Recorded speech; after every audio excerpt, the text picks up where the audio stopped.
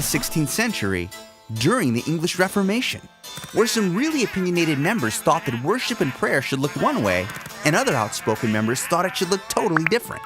And what if you believed that the way that people prayed and how they worshiped not only showed what they believed about God, but also shaped what they believed about God? As Archbishop, you'd want to make sure they were praying in unity, according to the truth. But that's really hard, especially when your congregations are as different in prayer and worship practices as they were during the English Reformation. But that didn't stop Thomas Cranmer from trying.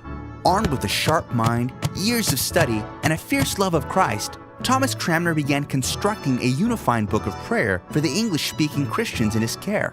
He did so by combining his incredible knowledge of the scriptures with what he knew about how Christians of the past prayed, and he edited it into what we now know as the Book of Common Prayer.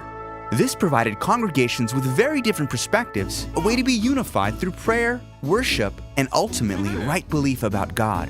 And in time, most of the churches were united, and eventually millions of people from congregations all over the world were unified into what became known as the Anglican Communion. And Archbishop Cranmer's prayer book tradition has continued to unify Anglicans for over 350 years.